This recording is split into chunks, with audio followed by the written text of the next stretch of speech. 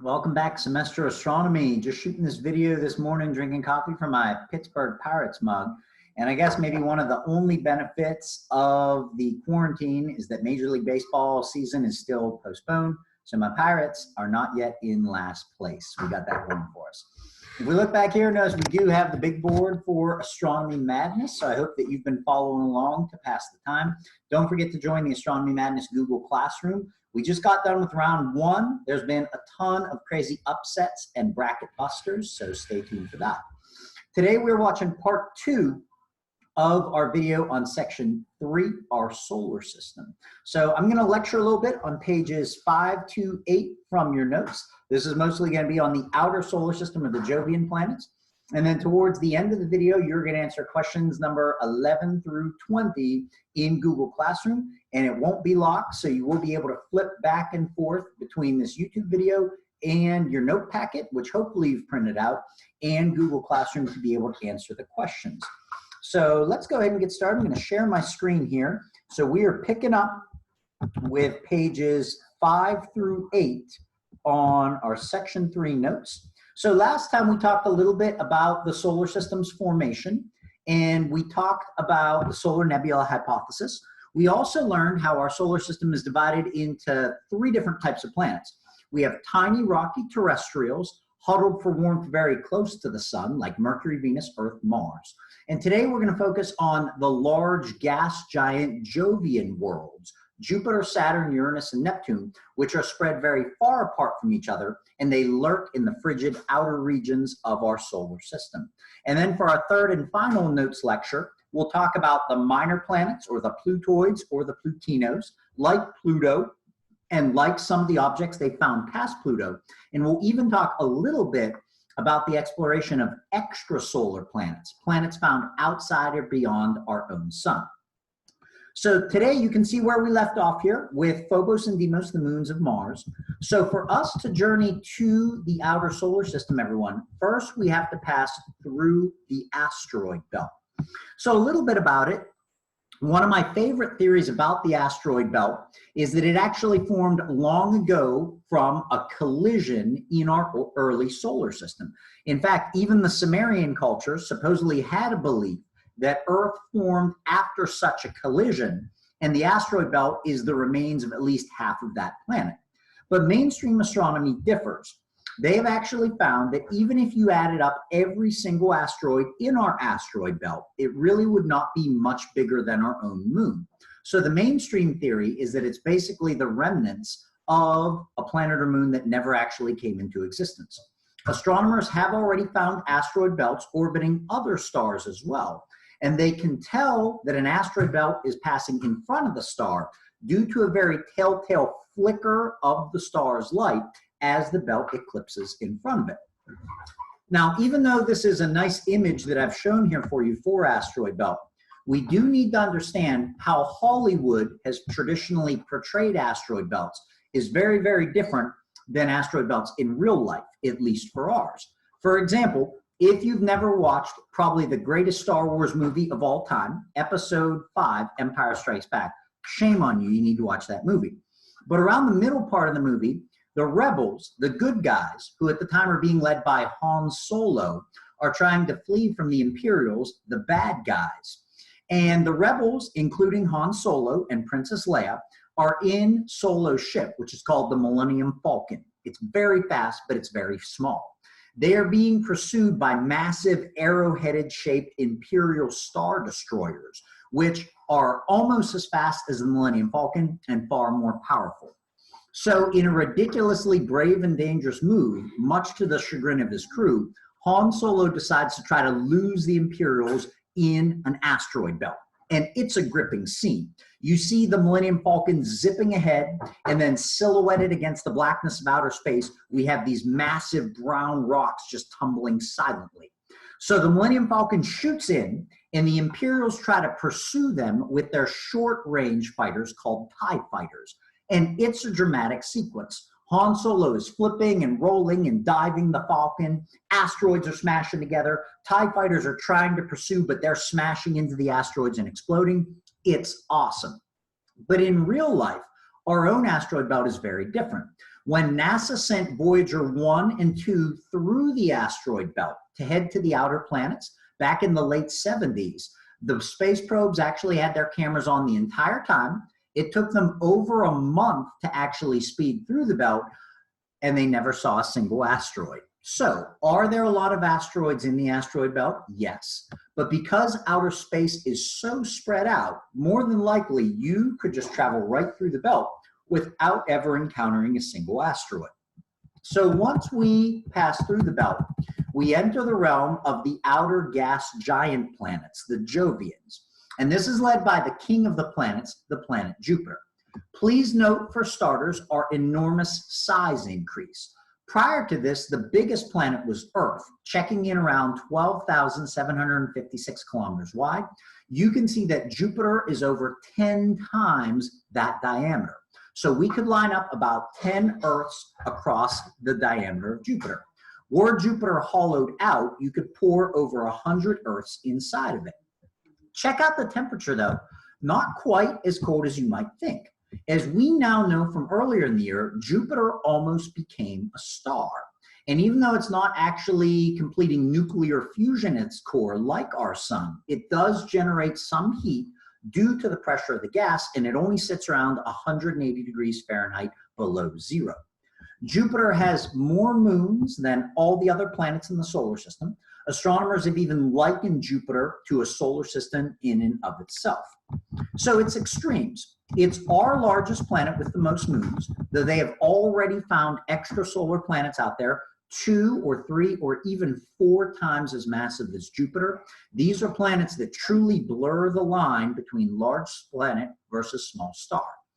It's the 4th brightest object in the night sky after the Moon, Venus, and the International Space Station.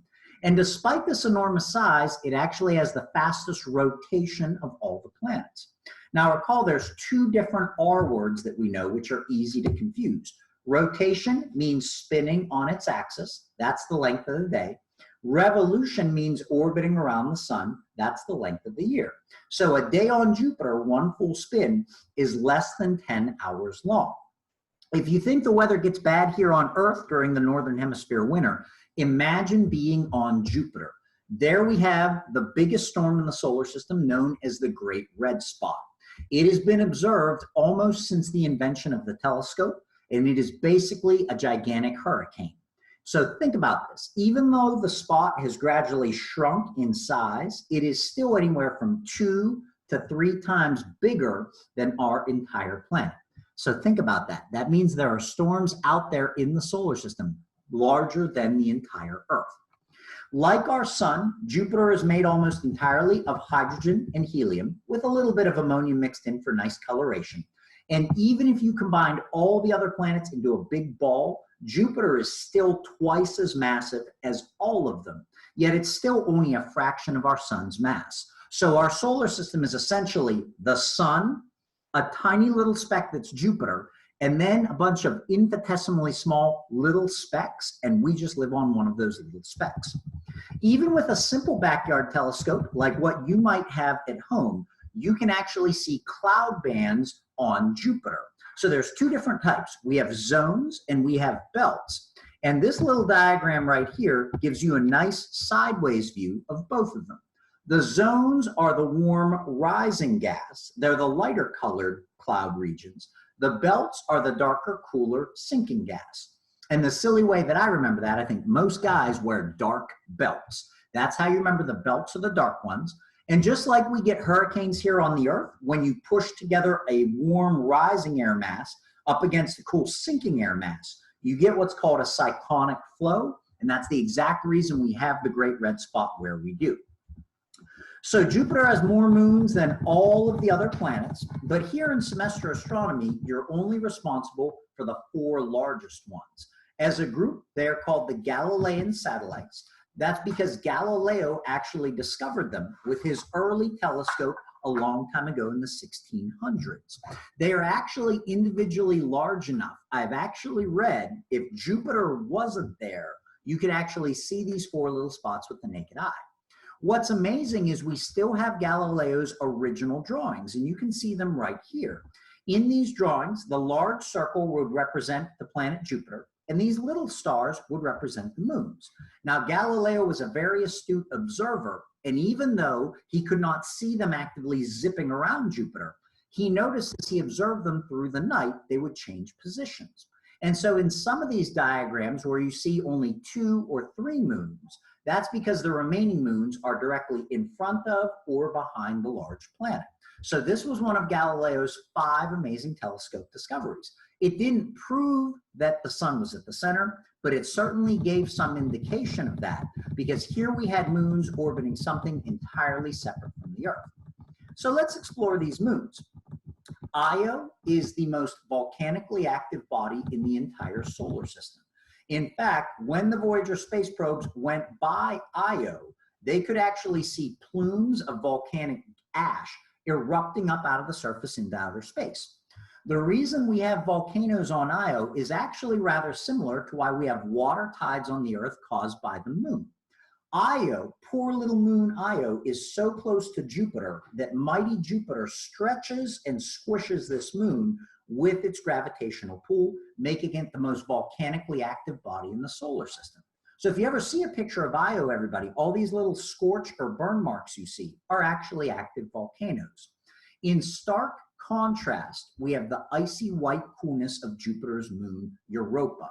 What you are all looking at here might be the best chance for other life in our solar system.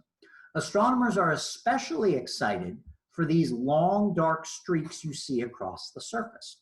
They've done radio soundings, and they believe buried about 10 miles deep, we have a liquid water ocean. Those long streaks that you see might be from warm, mineral-rich water upwelling to the surface and depositing these minerals. So there's a good chance we have life. Here's the only bummer. As I mentioned, the crust of Europa is about 10 miles thick. So how deep have humans ever gone here on the Earth? One time I looked it up, and the record seems to shift back and forth between a coal mine in Russia and a diamond mine down in South Africa. The Russians have also drilled what's called the Kona super deep borehole, meaning just to see what would happen, they tried to see how deep they could tunnel into the Earth, which is totally awesome. And we seem to stop around only 3 to 4 miles deep. Once you get any deeper, the heat from the Earth and the pressure on the drill bit makes tunneling any farther practically impossible. So just understand, for us to actually tap into those liquid water oceans of Europa, we would have to send a totally unmanned automated space probe hundreds of millions of miles into space, automatically land it on the surface of an airless world, and then tunnel down a good 6 miles deeper than we've ever gone here on the Earth. So sadly, even though there might be life on Europa, we may not find it within our human lifetime. Our final 2 moons of Jupiter are absolutely massive. They are called Ganymede and they are called Callisto. When we're in class for fun, when we get to Ganymede and we look at it on the planetarium dome, I always like to say, Ganymede is so big, then I have the class yell out, how big is it? It is bigger than Mercury and Pluto as well. So just understand, everybody, we actually have moons out there bigger than entire planets. But because they directly orbit a host planet as opposed to orbiting the sun, we still call them a moon. So there are actually moons out there bigger than planets. If you look at the images for Ganymede and Callisto, notice they do look rather similar to each other. And both, everybody, are about a 50-50 rock-ice mix. And you can tell that because look at the color of the craters. We're somewhat used to craters being darker in color, but here you can see that they are pretty white. Think about here in the northeast of the US, walking down the street during late winter time. And you've got those snow banks built up on the road of just dirty snow that's darkened from the road. If you kick the top of that snow bank off, you know how you have the pretty white snow underneath? That's basically what's happening on Ganymede and Callisto. Their surfaces have been covered with dust over time, and when something new hits into them, it unearths that pretty white ice underneath. So they're about a 50-50 rock-ice mix. Callisto's claim to fame, not only is it the 3rd biggest moon in the solar system, but astronomers believe it has the oldest surface in the solar system. It's heavily cratered, and it's been unchanged for billions of years. So this is Jupiter and its 4 largest moons, Io, Europa, Ganymede, and Callisto. So then let's journey on to most people's favorite planet outside of the Earth or maybe Mars. We have the planet Saturn. Saturn, everyone, is the absolute jewel of our solar system because of its beautiful ring system. It might surprise you to learn, though, Saturn is not the only planet in our solar system with rings. In fact, all the Jovians, Jupiter, Saturn, Uranus, Neptune, all have rings. Saturn's are just the largest and the most distinct, so much so that you can actually see them using only a simple backyard telescope. Even though we think of Jupiter and Saturn in most models as being right beside each other, if you look at the distance from them in AUs, you can see that Saturn is almost twice as far from the sun as Jupiter is. So it's truly a great distance. So it has the largest ring system. And for most of the ancients, outside of perhaps the Sumerian culture, Saturn was the last planet they knew about in the solar system. I have read that you can technically see Uranus with the naked eye if it's a perfectly clear night, devoid of light pollution, and you know exactly where to look. But as far as we can tell, the ancients didn't even really know about Uranus, and they were excellent sky observers. So because it took Saturn almost 30 years to make one full loop around the sun, this was a highly significant period of time to some ancient cultures. It was the longest natural unit of time in the ancient world. Even though Saturn almost appears as big as Jupiter volume-wise, there's a lot less there. We could say Saturn is far less massive than Jupiter. In fact, its density is actually less than that of water. So it's a very puffy world. Because of that, coupled with its rotation, this actually makes Saturn start to compress at the poles. So if you actually look at this telescopic image close enough, you can see it's actually ever so slightly compressed at the poles, making it an oblong planet. It also has a super creepy hexagonal storm at its north pole that nobody can explain yet. So like Jupiter and like the sun, it is made mostly of hydrogen and helium. Unlike Jupiter, it's far more difficult to see cloud bands on Saturn itself. So most images that you see of the planet are actually false color. Now, if you do look at pictures of the rings, we do have some gaps. Some of them are from resonances of gravity between the planet and the little particles that make them up. But some are actually from shepherding satellites. So imagine a bunch of sheep in a pasture, and then a sheepdog starts barking and runs right through the sheep. The sheep instinctively are going to move to the sides to let the sheepdog go through. That's actually what happened here. In certain gaps, like the Enki gap, there is actually a little moon that has migrated inward and is actually orbiting in the ring plane.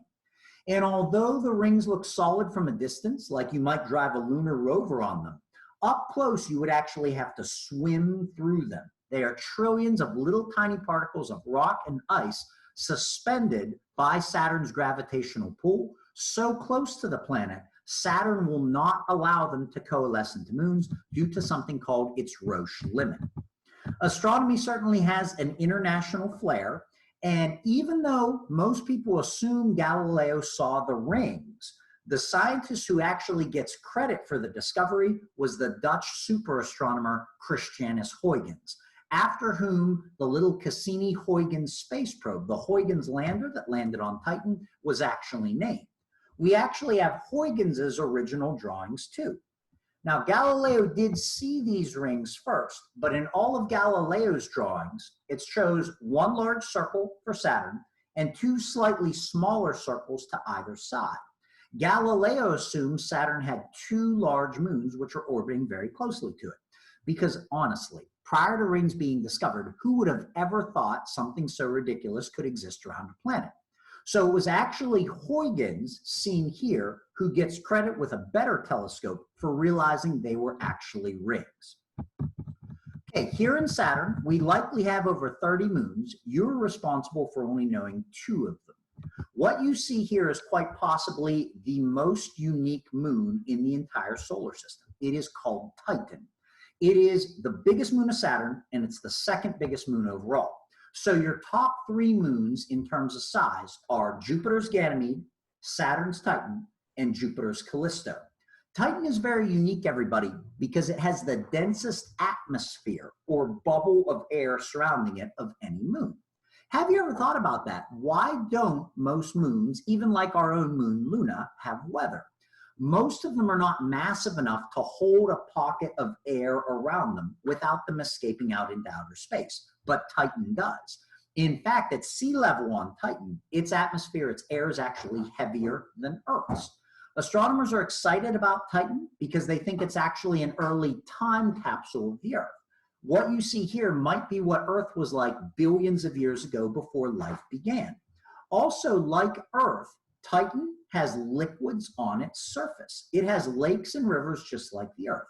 But don't get too excited because it's so cold on Titan, around 200 degrees Celsius below zero, that it's not liquid water, but it's actually methane and ethane. NASA released an awesome video where the tiny Huygens probe actually landed on the edge of one of these slushy lakes back in the early 2000s during the Cassini-Huygens mission. So there's probably not life on Titan as we know it, but it might very well represent what Earth was like a long time ago. The second moon you need to know here is far less well known than Titan. It is called Enceladus, or I've heard it pronounced Enceladus. So prior to the Cassini-Huygens mission, this was just your standard run-of-the-mill white icy moon. But astronomers became very interested in it because the Cassini probe actually saw geysers of liquid water erupting up out of the surface through these sinuous cracks that you see on Enceladus. So in a way, even though it's almost twice as far from the moon as Jupiter's, or from the sun as Jupiter's moon Europa, Enceladus might actually give us a better chance of life than Europa. On Europa, we would have to tunnel down 10 miles to tap into that liquid water ocean. But here on Enceladus, we have liquid water lurking right beneath the surface, which is very exciting.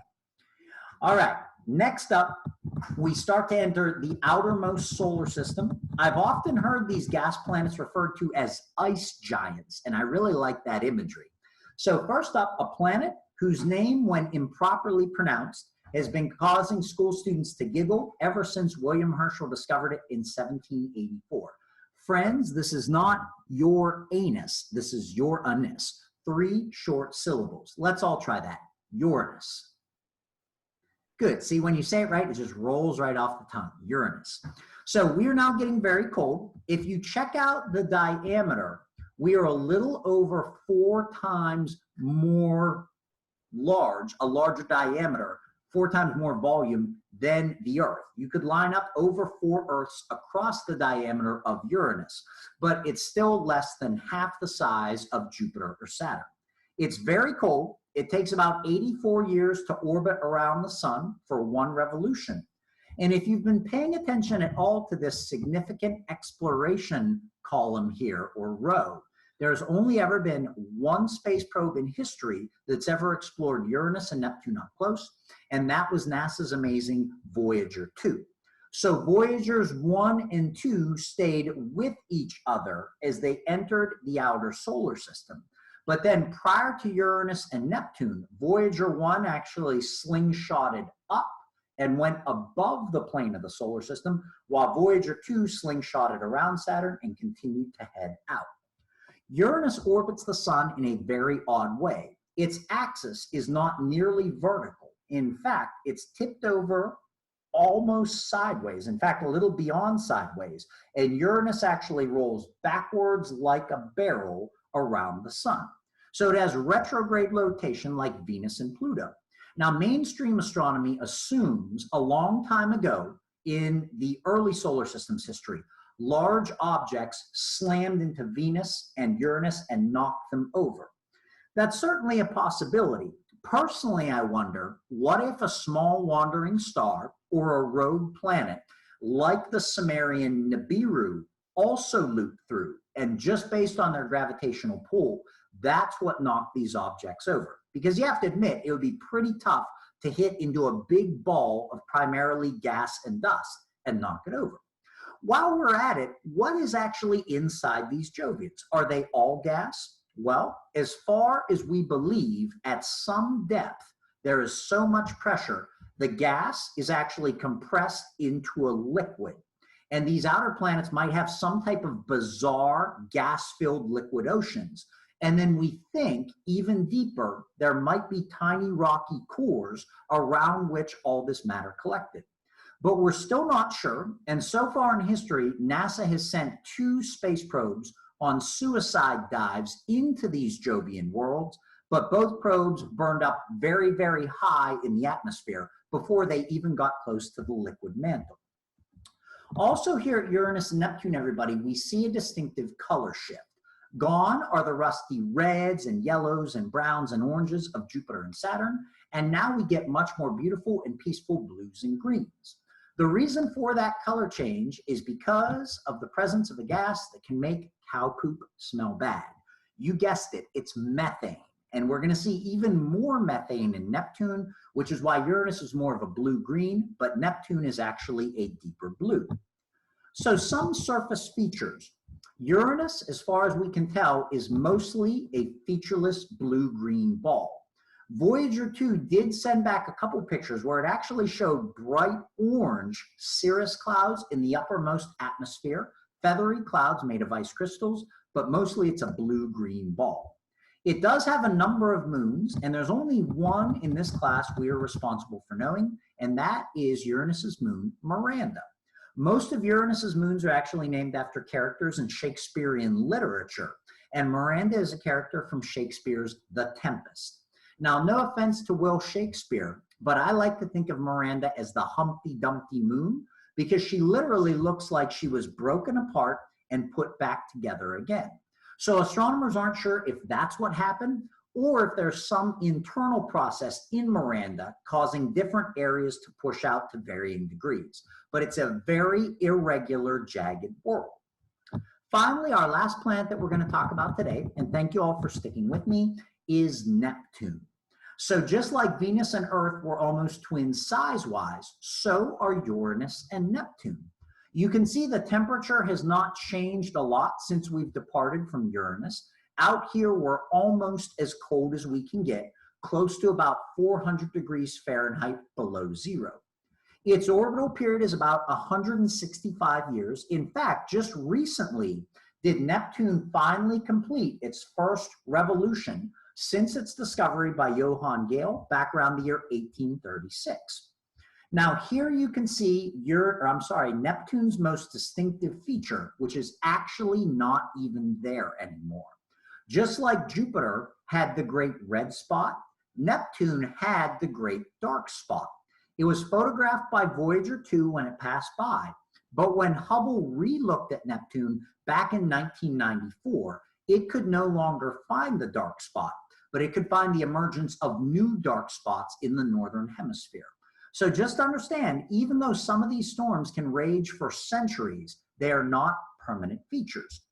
Even when Pluto was a planet, Neptune's orbit can cross over it. So when some of you were born, Neptune, not Pluto, was actually the farthest planet from the sun. So then sometimes students ask, well, wait a minute, could Neptune and Pluto ever smash together? Sadly, no. Even though that might be an awesome collision, they are locked into a resonance with each other. So Pluto will make 2 loops around the sun for every 3 loops that Neptune makes, so they never actually hit. Neptune also has the distinction of the fastest winds in the solar system, up to 1,500 miles per hour. Can you even imagine what winds like that would be like?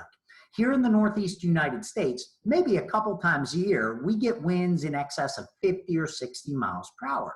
And you've got to admit, that's pretty scary. Shingles and siding get torn off houses, trees fall down, your neighbor's trash cans wind up in your yard from halfway down the street.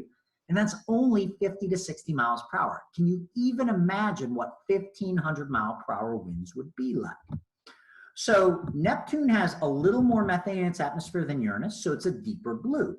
It is named after the Roman god of the sea, and so most people assume Neptune was called that because it's blue. I've even seen textbooks make this mistake. In reality, it was actually named before astronomers even knew what color it was. It's just a coincidence that it's blue and named after the god of the sea. There is one moon of Neptune we need to know. It is called Triton. Now here, it gets a little bit confusing. Recall, Saturn had the moon Titan. Neptune has the moon Triton. The silly way I remember that is I think the god of the sea holds a three-pronged spear, a trident.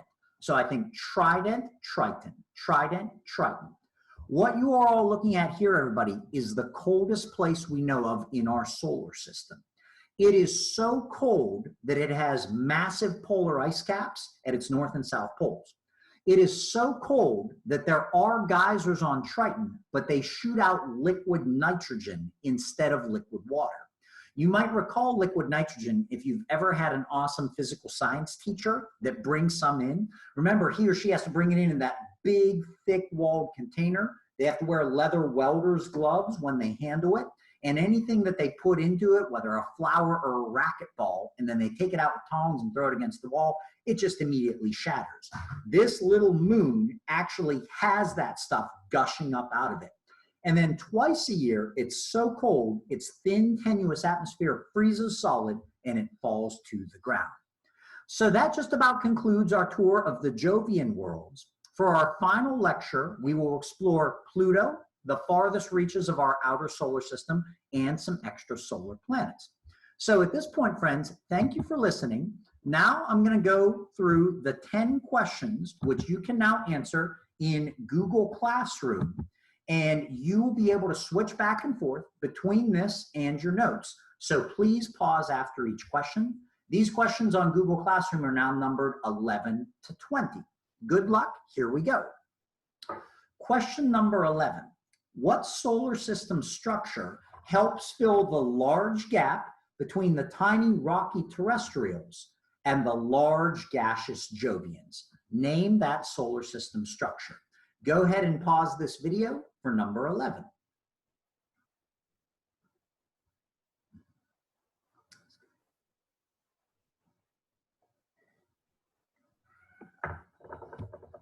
Number 12. This planet is home to the Great Red Spot, Galilean satellites, and despite its size, has the fastest rotation in the solar system. Number 12.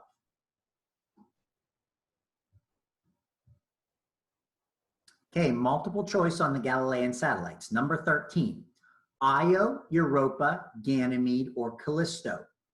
With the potential of a liquid water ocean buried beneath its icy crust, this moon of Jupiter may represent one of the best chances for other life in our solar system. Io, Europa, Ganymede, or Callisto. Number 13.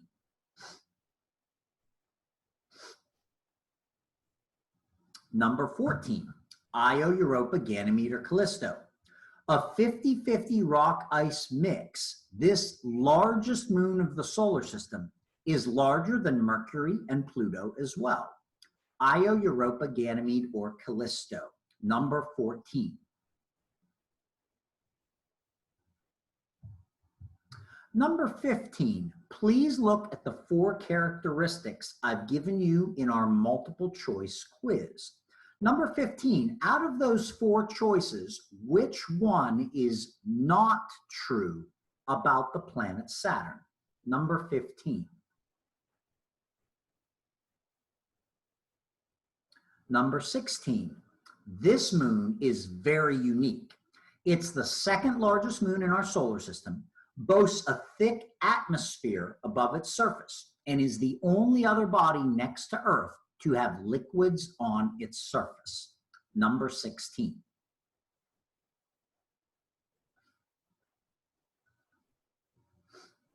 My nose is itchy. Number 17.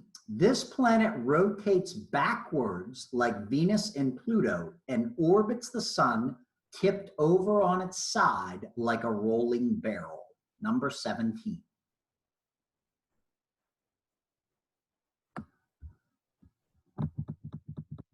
Number 18, named after a character in Shakespearean literature, this is the most unique of Uranus's moons. Number 18.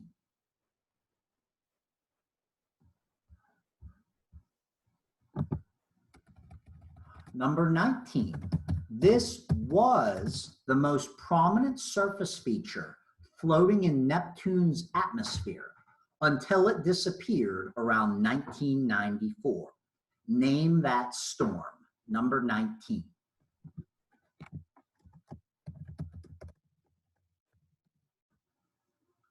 And finally, number 20. This largest moon of Neptune is the coldest locale in the solar system, boasting polar ice caps, geysers that gush liquid nitrogen, and a tenuous atmosphere that freezes solid and falls to the ground twice a year. Number 20.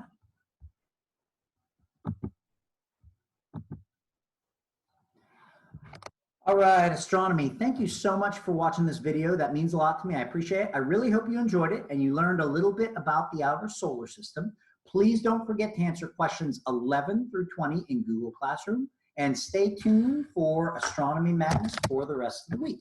I hope you're all staying safe and healthy, and we'll see you again real soon. Peace.